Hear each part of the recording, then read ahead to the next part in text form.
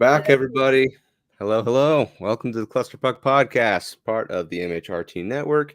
Here at Center Ice, I am Nick. Beside me here, she's the reason we'll win games 5 and 6 and everything else that may come. Brit, how are you, Brit? Good. It's that time of year where we've got baseball, overlapping soccer, overlapping hockey, and just sprinting from batting practice to the podcast to putting kids and dogs to bed. It's the greatest time of the year. I know, right? For you? Wow. It's been hustle. All of a sudden, my headphones didn't give sound, and so I was like, okay, great. And then I couldn't hear about 10 seconds before we're supposed to start.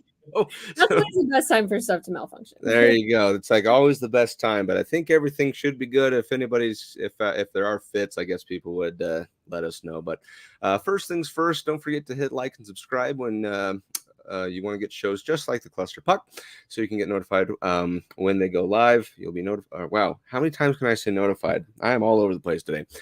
Follow the Cluster Puck page.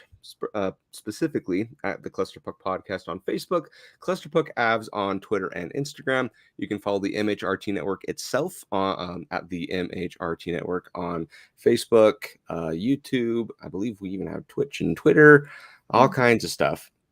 So let's dive right into this then, Britt.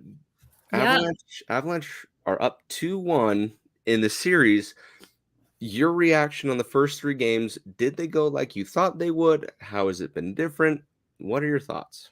No, I mean, I'm glad we didn't do like a reaction after the first game, because if you had asked me how I thought things were going to go after the first game, it wasn't pretty. I was not impressed. It was actually terrifying. And hopefully that was rock bottom, which you wouldn't anticipate hitting rock bottom in game 1 of the Stanley Cup playoffs. But I feel like we did it, and we have since gone up and onward. Fortunately, I said after the first game during the live watch that if we come out in the second game and look like we did in the first, then we are going to have a brief and swift exit from the first round. And they did just that. They came out into the second game and played just like the first game. But fortunately, after the first period, they proved that they were Stanley Cup champions there to defend the cup. Thank God, because it was a terrifying time. And we have since then essentially dominated nearly every period of the last 2 games. So yeah, I didn't realize, and I guess I should have seen this coming.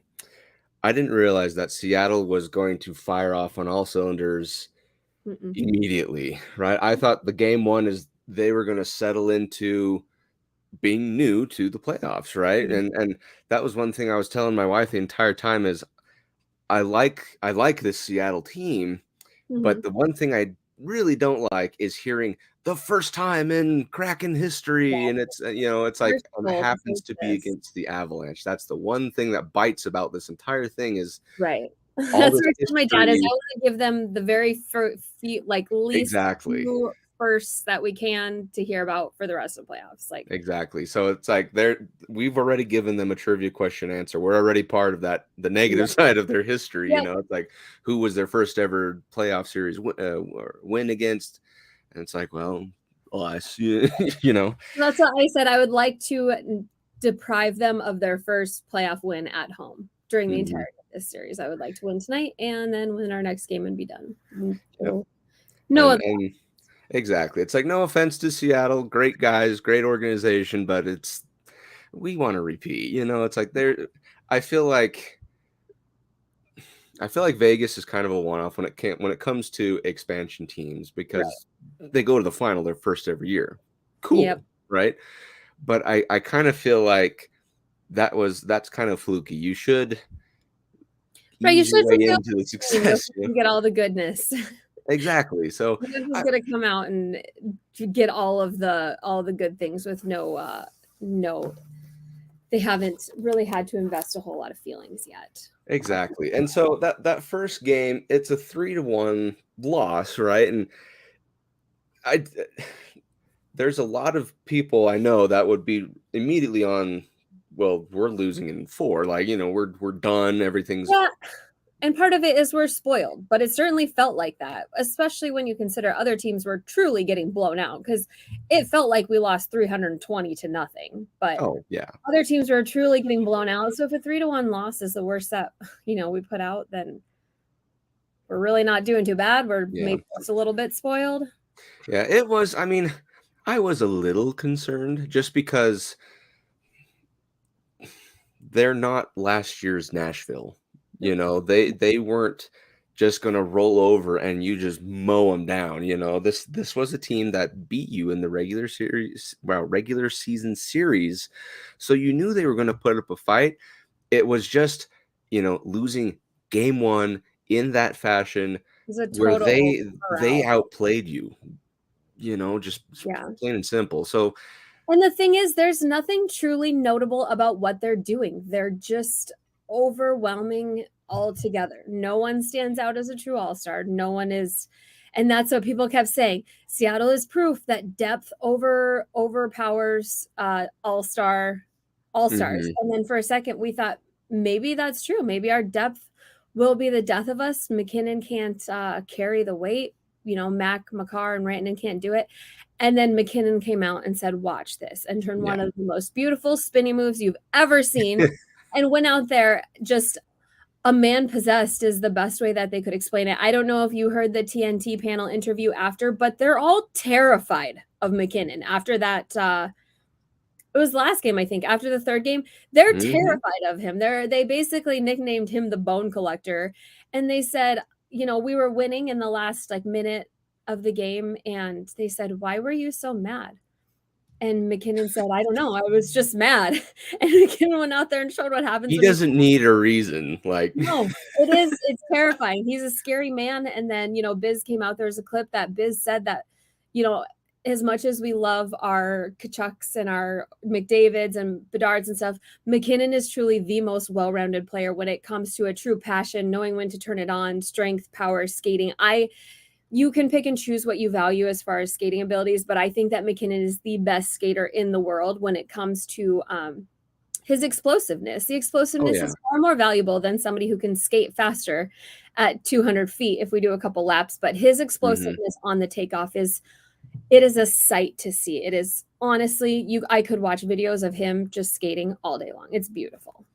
Well, and you bring up McKinnon, where I think was it game 2 that he finally got his first goal, or was it that game 3? I can't remember exactly. But I mean, we're not trying to defame the effort that the Kraken have given. They've given him a game. No, it's incredible. It always feels like for so much of that whole entire first game, it was like there was 6 of them on the ice. It truly felt like that the whole time. Yeah, because with that first game, in my opinion, the Avalanche were just outplayed. Yeah, and it keeps coming down to an effort thing, but it's like they were trying and they just couldn't do what they were trying really hard to do, and that's scarier than looking lazy. You know what I mean? They were trying things and it was being shut down, the things that have worked in the past. Well, and you look at, for example, the power plays for these first 3 games, non-existent for either team. Which has been a strong point for us off and on. Which is crazy. Yeah, exactly. Yeah, it's been scary. What I noticed that the Kraken were doing for these 3 games, and they never changed this strategy, which is interesting, is when they were on the penalty kill, Seattle, they would go and attack whoever had the puck. They would just go right after them, not giving them a lot of time. They had a shorthanded goal. That's exactly right. So it's like it was the Avalanche's turn to try and move their chess piece next, right? Because it's like, okay, this is what Seattle's doing on our power play. How do we respond? And we haven't been able to really figure that out because if I'm not mistaken, we don't have a power play goal yet in the series. Does either team have a power play goal though? That's what I know. Seattle got one in game 3, the rinky dinky one with 26 seconds left or something like that. It really was the worthless goal. Okay. Yeah, and even then, let's see, because I know we both have shorthanded goals, plenty of even strength goals, empty netters. Let's see. Let me look at this game 3 stats. Yeah, just the one power play with like 40 seconds left for Seattle.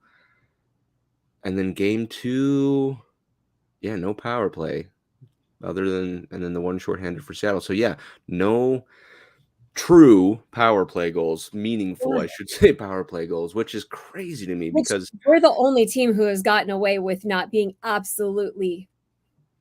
I mean, the refs are controlling the narrative of every other playoff game occurring around us, which well, I'd that say makes it less dirty and being manipulated. Have you Yeah. heard that? Have you heard that little tidbit that I just saw for the Oh, yeah. Tampa-Toronto series? I was like, Oh, yeah. dang, that's like, I looked at the replay for, and for those of you who don't know, there is a lot of accusations / rumor going around that Tampa is manipulating the referees, not necessarily like paying them or anything like that, but just Mhm. they are going and purposefully, if they are caught being penalized, they will then start a fight. Yeah. To nullify essentially the opposing team's power play. In this case, Toronto's. Like, you take Austin Matthews, for example, gets in his first ever career fight, which, wow, by the way, Yeah. Steven Stamkos knew Forced exactly who he was upon going him. after. As Matthews is picking up sticks As and he's Stamkos got like is 3 taking sticks shots in at his the ref. hand. That whole And thing is pretty gross. exactly. And it's like Stamkos, I think he knew. And again, I like the whole speculation train, so I'll put in my 2 cents, right? Oh, yeah, it's a game. Stamkos knew exactly who was on that first power play, and who, excuse me, who better than to go after Austin Matthews and rile him up. And sure enough, 5 each fighting as soon as it happened. So it's like, Yep. it's not illegal what they did, but it's not kosher either. Like, it's not an honest way to play about it. But I would agree with you, though, your statement where it just seems like the refs are kind of just in the way of a lot of these things, just bad calls here, missed calls there. I don't know. Yep. Something needs to change. But in either sense, though, we're up 2 Did you games. see Oh, yeah, go ahead. the other one that just killed me? Was it Fiala who was getting checked or was he checking someone and they raised their arms and somehow Fiala ended up taking like a stick to the face because somebody like jumped the check and he ended up getting a tripping penalty? It was so bizarre. There's so many absolutely bizarre plays going no sense. Yeah, the one that sticks out to me is the Carolina and New York game 2. And that was one where Mayfield, if I'm not mistaken, was blatantly high stick, just whacked right across the face. And McCarr had a stick broken over his face. Exactly. And here's the thing with that Mayfield, though, is once he's hit, he's high stick. And it's obvious, right? It is outrageously obvious.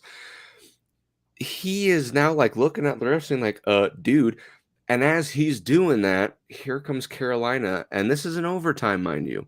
Here comes Carolina, the ensuing possession, and they score. So I'm just like, it should be, there's got to be like a rule change or something like that, because there's just a lot of these calls that are missed that affect the outcome of the game. Well, it seems like all of these awful calls are all leading to goals. All of them. It's so wild how all of the awful calls are leading to goals. And it's just these refs don't need to be taking this much control of the game. I don't know. It grosses me out. I hate it. I absolutely. So, at the same time, I mean, I know it's difficult to be a referee because there's 4 of you and it is constant action. Yeah. So I understand it's difficult, but at the same time, there's got to be a review or something like that to help these referees when they miss calls. Well, yeah, right? Short of having to call a major, so that then if it is still a penalty, they have to make it a major penalty versus just if it was supposed to be a 2-minute, because the only way they can call it off. Yep.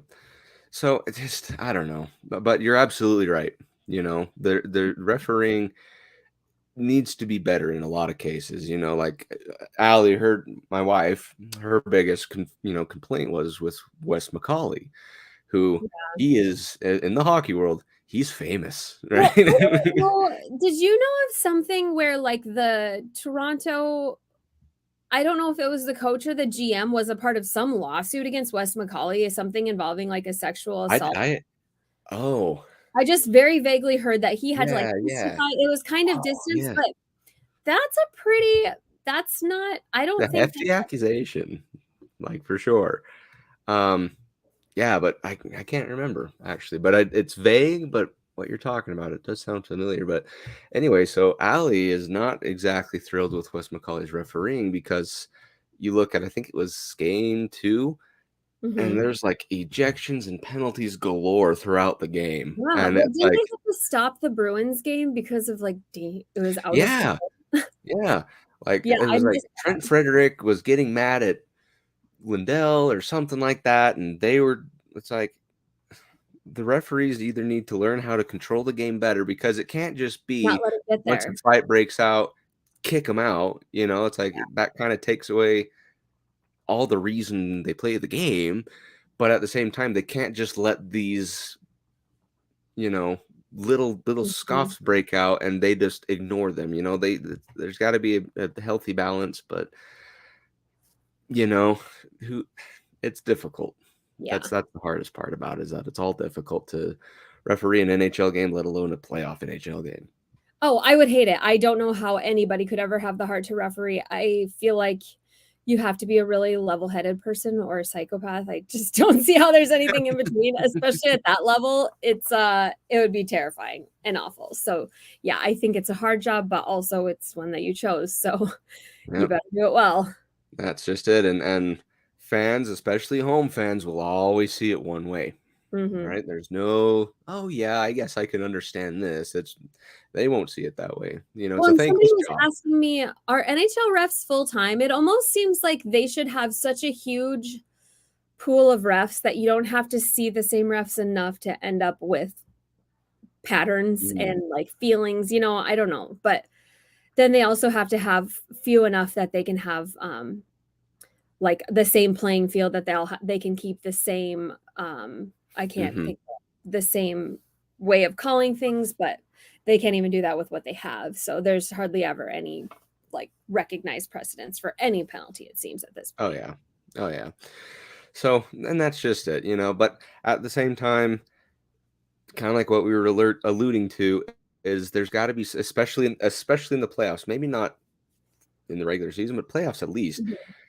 certain penalties, or there should be reviews to be like there should have been a stoppage of play at minimum if Mhm. a penalty did occur, or they call it back, something like that, Yeah. because kind of like We what all we were know talking playoff about. games are gonna take longer. E- That's not the huge exactly. concern. Like, Yep. we'd rather it was done right and take an extra 30 seconds, just be concise about it, but Hmm. yeah, a Yep. lot of games, especially the Panthers are apparently the biggest sore losers on the face of the earth because at the end of every single game, they basically just start mass chaos. It's unreal.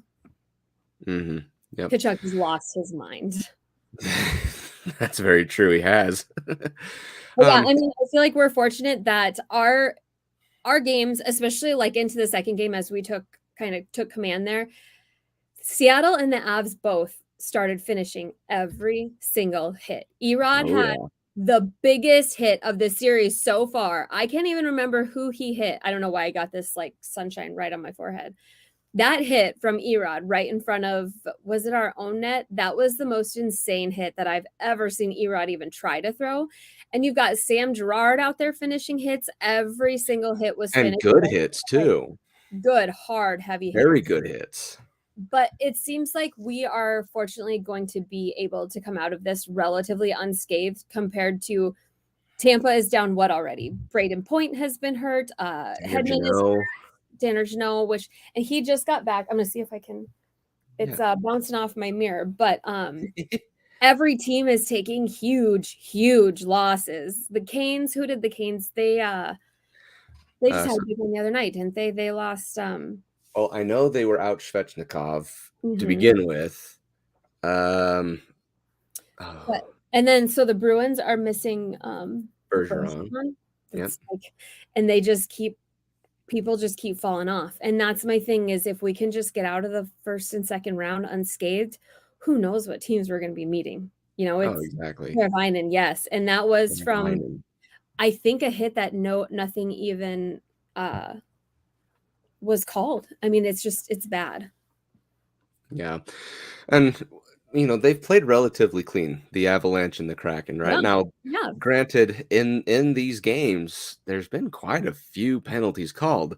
And Mhm. obviously we're not going to go back and talk about refereeing, but just the fact that both teams have done exceptional on the penalty kill Mhm. is kind of disheartening a little bit, because Avalanche, they were just firing on all cylinders the last 10 games of the regular season. Anytime there was a power play, you might as well have chalked it up to a goal. Same way like how they started the season, right? They were Yeah. first in the league. Yeah. You might as well call it quits if they were a penalty, or if they committed a penalty and we were on the power play and whatever. But just with this, it's just Seattle figured stuff out as far as them being shorthanded. Yeah, it was So scary. so that's one thing in my little laundry list of things to fix or change or adapt to or whatever. Because and I alluded to this before, Seattle hasn't changed their game plan. No. They have one way, and they're trying to make it stick for the entirety of the series. Yeah. Which, And I don't know that they have more, yeah.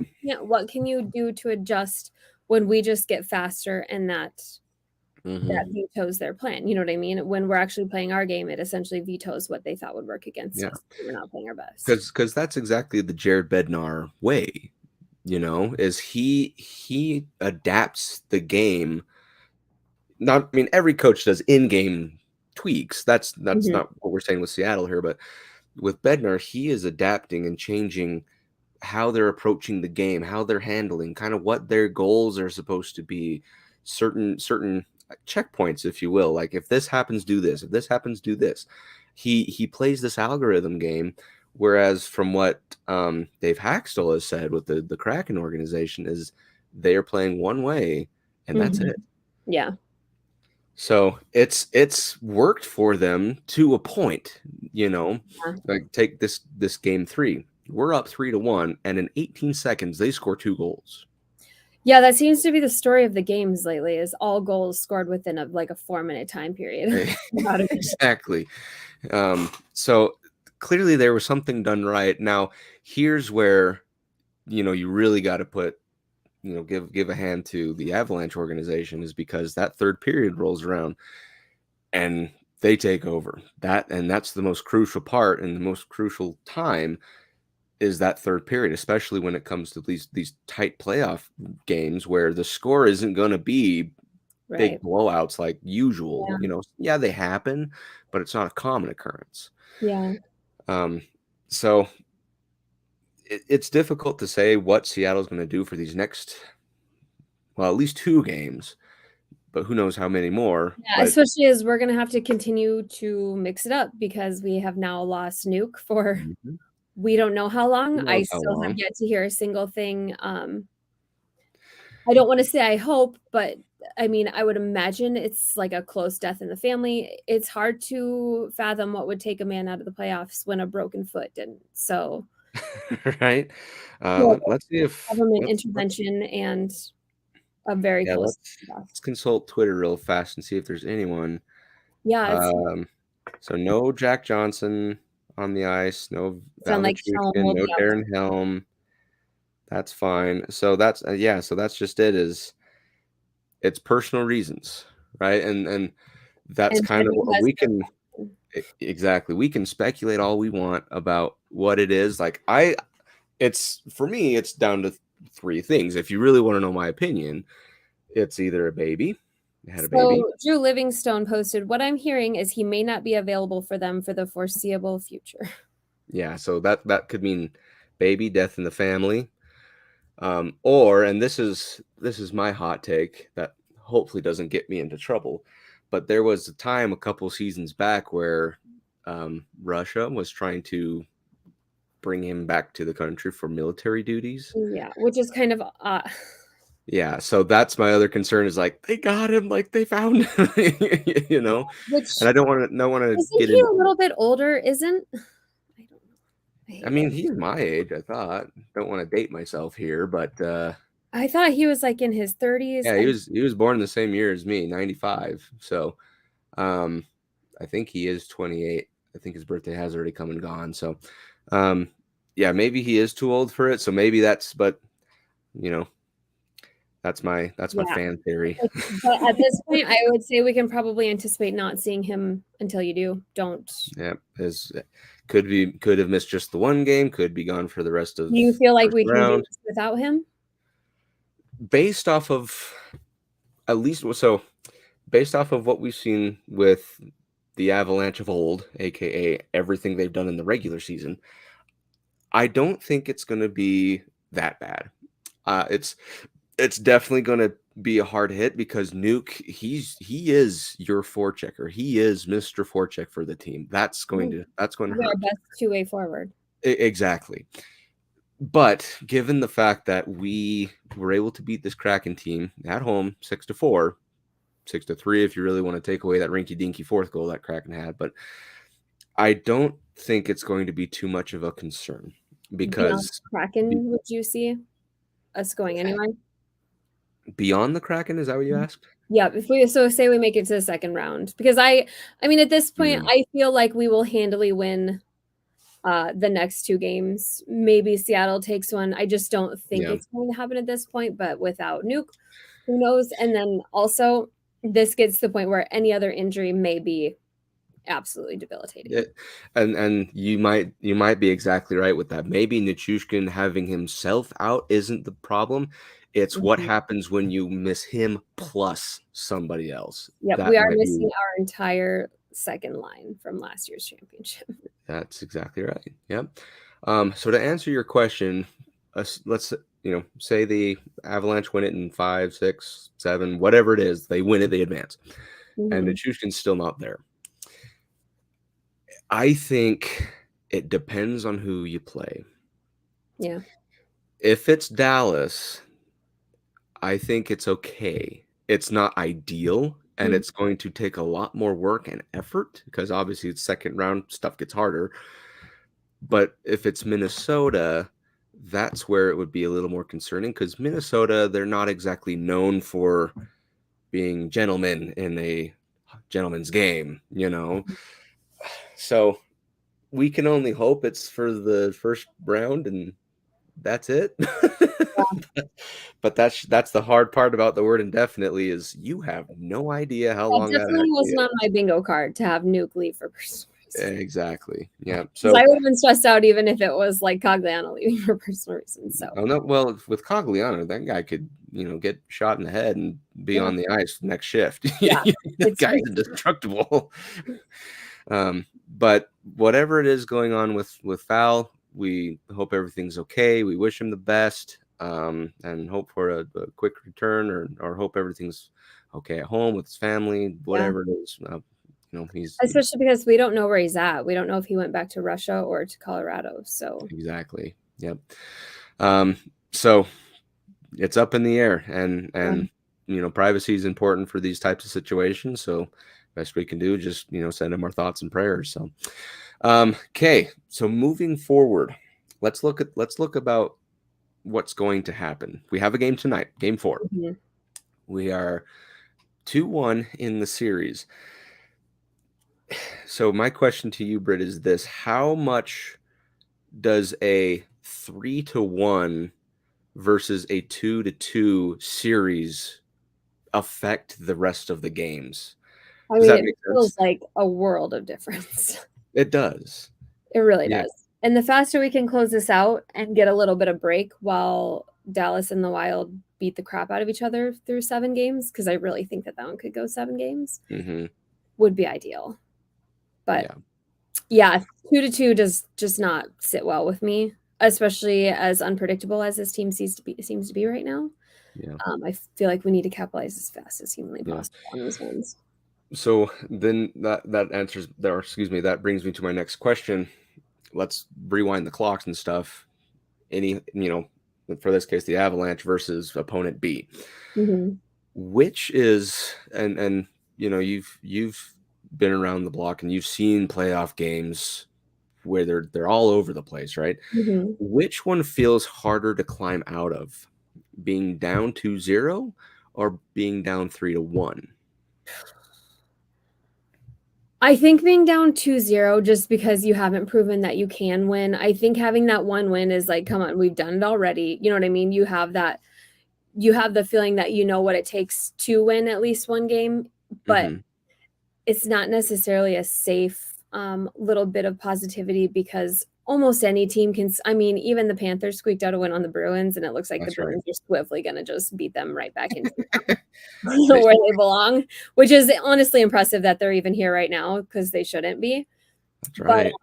yeah, 2-0, that's pretty hard. I'd be curious on the statistics of who's come back from a 2-0 versus 3-0 and where those kind of stand. But yeah, I wouldn't want to be down 2-0 at all.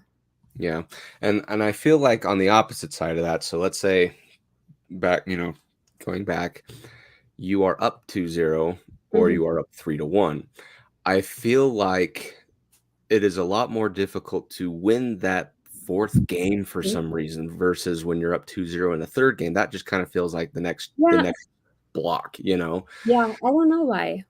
Yep. So and that's just it. And maybe that's because, for example, let's say Avalanche win game 4 tonight. They're up 3-1 with a chance to close it out at home in 2 days. Yeah. Do you know Seattle is going to throw every last bit of energy to you? And they do better on the road, which the Avs seem to also for whatever reason. Exactly, right? So it's like, they're going to throw everything they've ever learned at you. And that's what becomes so difficult about this is, let's get my crystal ball out, say we win this game. Does that take away, however, their momentum? They won game 1, but then lost 3 games in a row. Yeah, I think it definitely does. I think that they're kind of in the like playing with the house money though. Sort of like I don't think anybody expected them. I don't know. And maybe I'm wrong and just I haven't been in tune with them correctly, but I certainly didn't expect them to beat the Avs. And I don't know that people truly do. That after that first game, they kind of maybe had like a weird, like maybe they can do this. But at this point, I really don't think, especially after that last game. But sometimes when you're playing, knowing that people aren't expecting you to win, teams do big things. Like that's why the Yotes and stuff come out and beat, the Bruins or whatever, all these crazy games. That's right. Yep. Playing free without that, I don't know. And it's the playoffs, like the dumbest stuff happens. And honestly, it just missing Nuke, we don't know what they might have to do some weird stuff with lines and it could be really, really messy. We could be looking at some really interesting line stuff coming up. And I'm I don't know if I'm excited or curious or disgusted by it all. I don't know. Does that mean the emergence of Curtis McDermott? Playoff Curtis McDermott?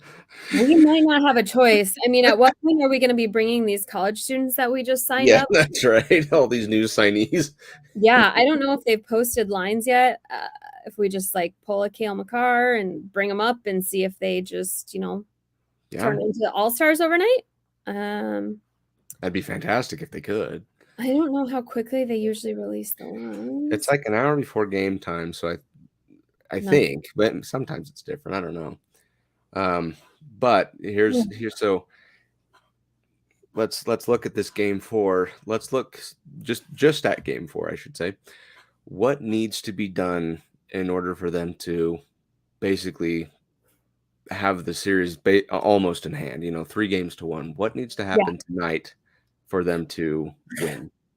I don't know, because Riker and I basically had the same keys to the game of the last game, which was come out and score the first goal and then also score on the power play. And we did neither of those and still kick their butts. So I would like to say once again, it would be nice to score the first goal and then see what we can do for the rest of the game when we break it open earlier instead of starting off slow. I just don't like that vibe of not scoring the first goal, especially when it's been some of the goals have been a little sus. I can't say that you'd necessarily blame him for a lot of things as far as Georgie goes, but it's been rough going for everyone on a lot of random little things. We've seen Devin Tays play possibly the worst game of his Colorado and entire career the last few games, and then he goes and totally redeems himself. But as far as the 2 plays that led to immediate goals. We saw the worst game out of Josh Manson. We truly need And the second worst game out of him too.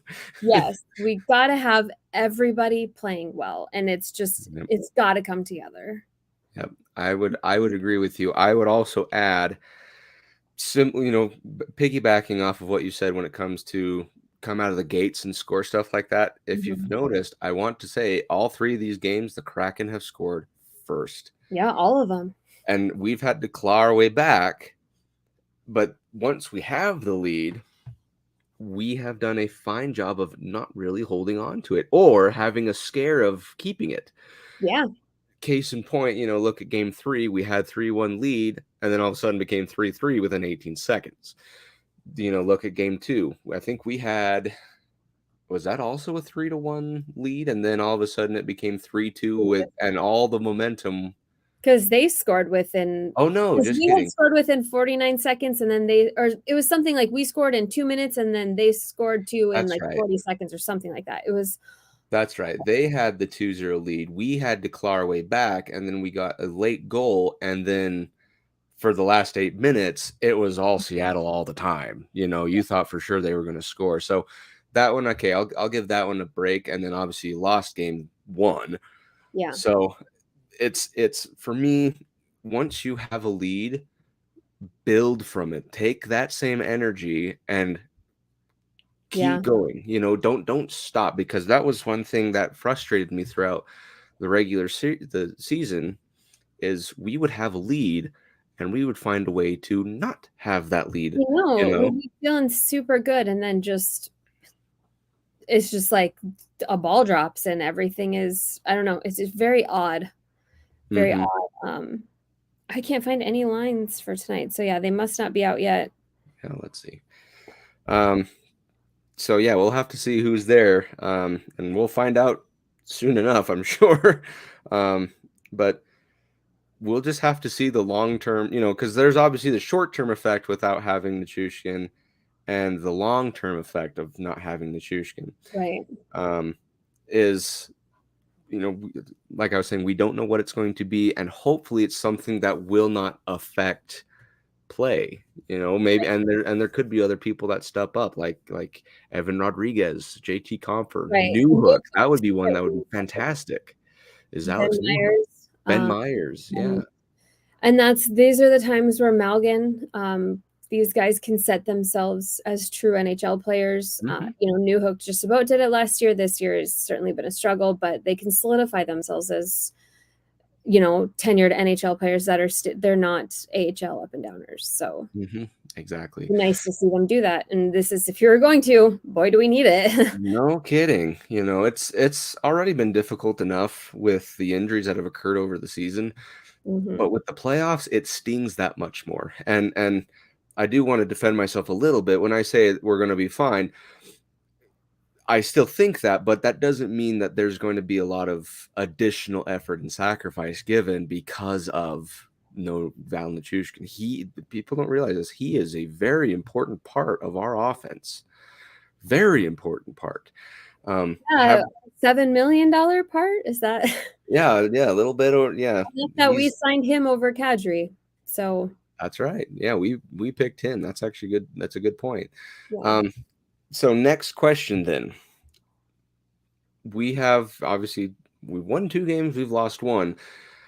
How has, in your opinion, the goaltending aspect been? This is where I bet you're going to be chock full of opinion, but how has Georgiev been in his first ever playoff series start?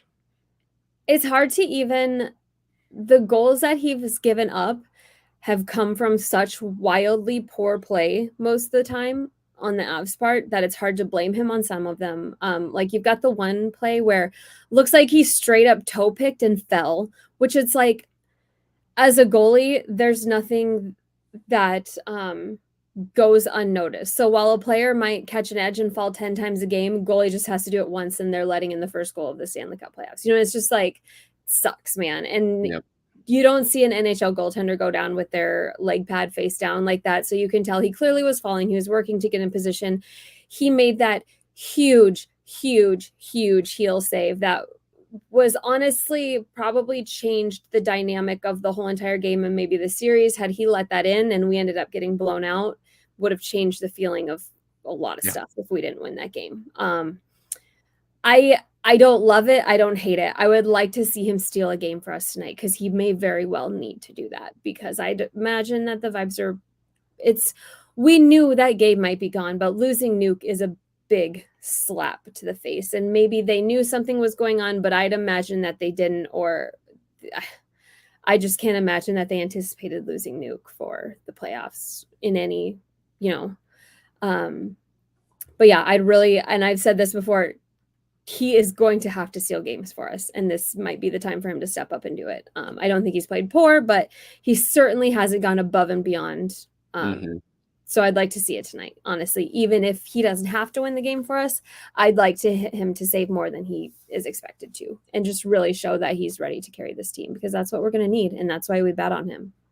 Yeah, I agree 100% with what you said. He's kind of been just another face in the crowd, honestly, another brick in the wall, which is okay, but kind of like what you said, there hasn't been anything that's jumped off the board in either direction, good or bad, that would make me scream he's playing phenomenal or he's playing very, very bad. He's just been he's done the minimum, essentially is kind of it. So he could have, I mean, it's hard to ask him to win a game 1-0 in that first game, but if we got a couple more saves out of him, it might have changed the momentum of the game, and you never know. And kind of like with what you were saying, a lot of these goals come from absolutely terrible turnovers from notable players that you're like, they shouldn't be making these moves. Taves, McCarr, Manson. I mean, the list goes on. So, it would be in those moments where he could jump up the notoriety board, if he makes those types of saves. But the average goalie would let those in because of terrible turnovers, and it's you versus the skater. But that's what I would like to see Georgiev make that jump, because it is playoffs. These every goal matters exponentially more than they do in the regular season. So yeah, I agree. He hasn't been great. He's been good, but he hasn't been bad. I really think that in this game, Grubauer is going to break. We know that he has a point where he just stops working, and I think it's coming. Mac got him. Did you see that angle of that goal that Mac scored? He had the smallest sliver. It was. It was incredible. You just have to say, what do you want from me? What I'm a large man. I'm looking at the puck. I'm tracking it well, and McKinnon can still score on you. If I were Grubauer, I'd be crapping my pants because there is no one between you and one of the greatest hockey players currently playing. And it's like, because you have me. All the elite hockey players, none of them are terrifying like Mac. Coming at the speed and the anger and the passion. He comes at you like a raging bull. Yes, Connor McDavid's not scary. I mean, he's not intimidating. He's relatively predictable.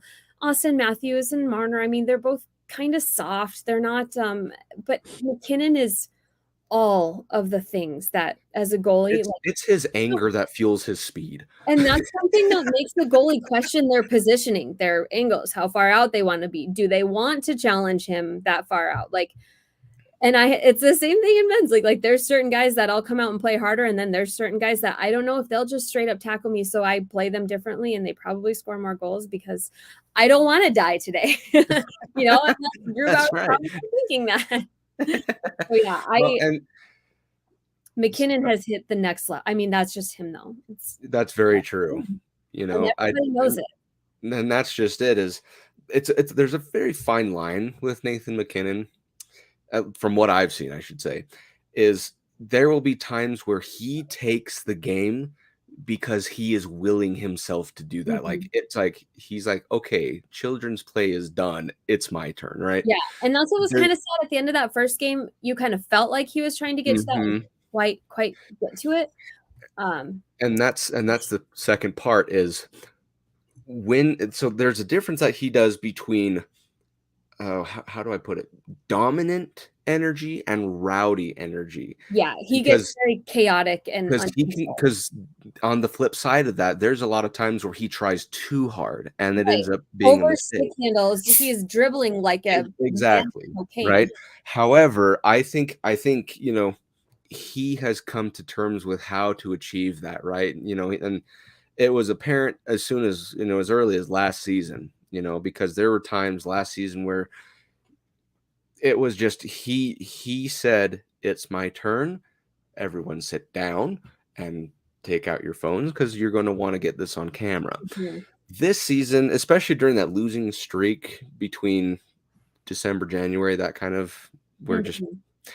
we don't like to talk about it era. Yeah. Um, there was just a lot of times where Nathan McKinnon was trying too hard, and you could tell Yeah, and it and was that like he caused just him to couldn't put it fumble around. Exactly, it caused him to fumble around with pucks, make bad passes. He together. would end up kind of being a little sloppier that way.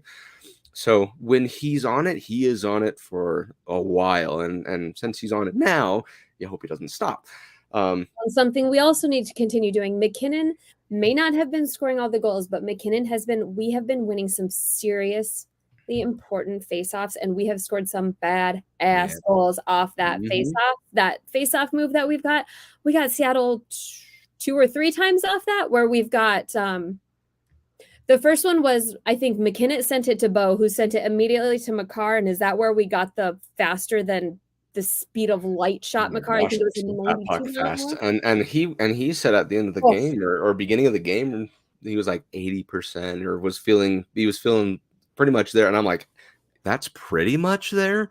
Like, yeah. what is there?" That What shot from Makar was so hard. I can't imagine a soul wanting to be in front of it. And then I think that they had one that was directly from McKinnon to Makar. Has Makar had 2 goals?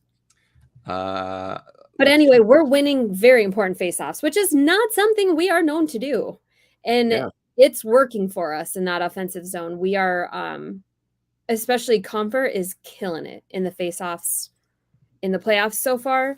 But we Well, have him been, and Lars Eller. yes, Lars Eller. That is someone people are not getting enough credit.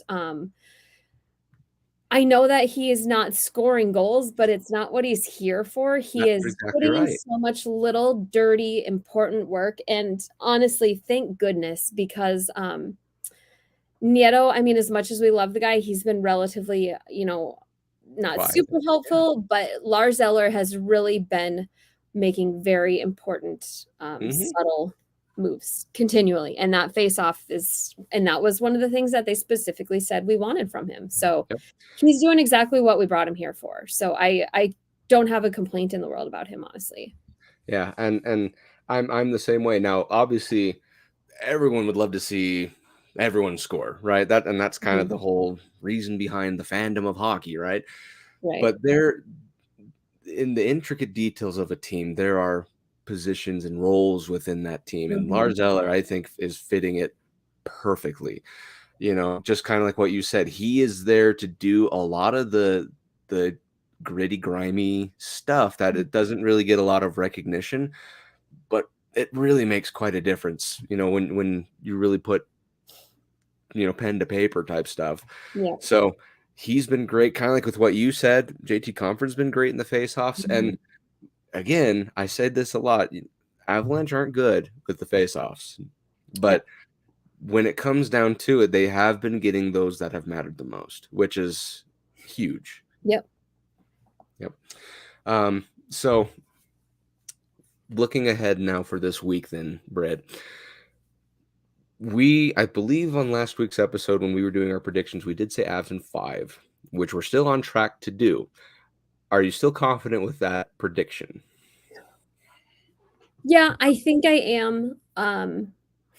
We just need everybody to step up in the loss of Nuke. I mean, it's so hard now with the loss of Nuke, but when you consider every other team has had a big loss since the playoffs start, except maybe Seattle. Has Seattle had any injuries thus far? I do think Um, that was it. Beniers was out the other night. He had a Burakovsky hasn't big, been had a big. playing. No, since they started, one of the Seattle players missed a game the other night because their wife. Morgan Geeky. Yes, yeah, his wife had a baby. Yeah. I'd imagine he'll be back tonight. He's like, all right, babe. Well, because here's the thing: is they pulled a statistic, and again, we don't give the Seattle Kraken team a lot of credit because they have a lot of 20+ goal scorers, a lot of 20+ point scorers. Like you said, nobody jumps out, but they're all at that same level because, for example, you look at, let's say a team like Edmonton or Carolina or whoever, they've got their big names, and then it drops down the chart. But wasn't that the Blues last year that they had 20 goal scorers, right? Like 6 of them? Somewhere around that, yeah. And that's exactly what this Kraken team is they may have like the highest of highs, but their lowest of lows, they're basically all kind of like right in the middle. Yeah. So a lot of good team chemistry there. That's one thing that I would probably say to watch out for in this particular game, is they want to win this game at home for their fans, naturally, right? Yeah. So it's going to be difficult, but I think kind of what you said, Grubauer can only withstand so much, and I'd agree with that. Oh my God, capitalize on the rebounds. He's making a save and just it's mind-blowing how they're just sitting there. And if you watch, it just watch those rebounds, it's mind-blowing how many of them are landing right in front of him, and his defense is saving his butt over and over and over and over again. Yeah, but that's not to say that he's made some pretty impressive saves of his own, which is kind of it's fun, but also really upsetting at the same time because you're like, "Where you were here or what? Like, where was this? Like, what the heck?" But yeah, I think you're absolutely right. I think with an offense hell bent on getting this series done, speaking of the Avalanche, I feel like that overpowers a Kraken team whose game plan does not change. Obviously in-game adaptations will occur, but I think when you consider how we've had to do it over and over and over again, we should be masters of reevaluating. Yeah, before games. Exactly, because after game one, that never defines the series. Because you look at, for example, Boston, they handled game one and lost game two, right? Because if you were to ask me, it would have been like, yeah, Bruins won game one. They're sweeping this, no problem. Straight up sweep. They should have just called in 3 games. Let them win 3 and just call it good because we know. Alternatively, Vegas lost. Right? Like WTF is with all these games. I cannot believe the Oilers won last night. What the heck? Oh, that one was so disheartening. Wild because I'm almost starting to think that I'd be more scared to play the Kings than the Oilers. They have to have power plays or they just can't be a consistent team. Yeah, that's effectively it because you take out McDavid, you take out Draisaitl. What are you left with? And we've said that time in and time out, but it's true. Yeah. So yeah, it's crazy, but like we said, Vegas lost that first game handedly, and now look, they're up 2-1 in the series. Granted, we took overtime, but no guarantees other than Boston at this point. I don't think there's any guarantees about who we might play coming up. Exactly. This has been a lot more of a close combat type feel for these playoffs than I have come to expect, because I thought it was going to be, clear cut winner here, clear cut winner there. Especially between Tampa and Toronto, they might all be dead by the time there's this over. They just literally might have to declare actual war and be done with it. No kidding. That's Canada and the US might go to war with each other for this. But let's see. Yeah, Tampa currently they're playing. It's middle of the second period, and they're up 2-1 over Toronto. But I swear this is almost a copy paste. Speaking of the Toronto and Tampa series, it's almost a copy paste of last year's, which is terrifying. But it's weird because in Cooper's interviews, I've never seen him truly look rattled, and he seems rattled. And he is Mr. Calm, composed lawyer, always playing the right word games, blah blah blah. But man, he's They're all looking different. And same with, did you see Kucherov getting ready to bop some fan in the face with his stick? And Corey Perry had to hold him back. No, Maroon. Yeah, Maroon that was going to. It was Corey Perry. And that held him back. Oh, but as far as who is telling you to settle down, like, and they said, you're in a bad spot, buddy. Like, it may be time to retire there, Mr. But that's what makes this whole thing so exciting, though. As that yellow shirt got the whole Tampa Bay Lightning frizzled, Mr. Fat woman in a yellow shirt, as Phil Esposito says on live TV. Like, what, dude? So bad. Come on, dude. Come on. Yeah. It's very interesting hockey, and I was curious if they were going to have to end up blowing that game early the other night too. The Boston oh my gosh, I can't talk. The Boston Panthers game was just about out of control again. Did you see that whole brawl in front of the net again with Tkachuk? I mean, they're just very sore losers, very, very sore losers, and I don't even know how. So that series is at 3-1. Boston's got to want to just, and the last game, Panthers outshot him 44-31. Olmark got in a fight. Olmark, like, my starting goalie is not going to be fighting in the Stanley Cup playoffs. It's unreal. But Boston needs to just finish that out because they're going to end up with way more injuries than will be sustainable throughout the rest of the playoffs. It just seems like in every single game, minus probably the Avs and Kraken and Vegas and Winnipeg to an extent. When the Vegas games are the most tempered games within everything else is just an absolute bloodbath, like New York, New Jersey, they had all types of things going on in their first couple of games, and I swear always have stuff to be. I swear someone's going to get killed in the Boston and Florida game. Same with Tampa, Toronto, same with LA, Edmonton. Yeah. It just goes to show you that sometimes playing dirty is not always the answer. Yeah, it gets the team riled up or the opposing team fertile and stuff, but and obviously you have to hold your own. Fights can Matt Tkachuk start to where like the team's like, okay, this really isn't doing it. Exactly. So it's like there comes a point where you go from the sublime to the ridiculous. You know what I mean? So kudos to the Avalanche. 4. It's like that's right. That's not gonna do it. There you go. So yeah, we're gonna look forward to this week, Britt. Hopefully we win tonight, on Wednesday, and we wait. That's the ideal scenario, wrap it up in 5 and thanks Seattle for a great series. But who's to say Seattle won't come back and sock us in the mouth? Hopefully they don't, but that's playoff hockey. You never know what's going to happen. Coming into our next show, we will either we'll know whether we're moving on or not. We'll have just figured out the night before at the very latest. So if we can make it to the Sunday game, then we'll know. And that would be a 7-game series. So will probably be very nice and stressed out.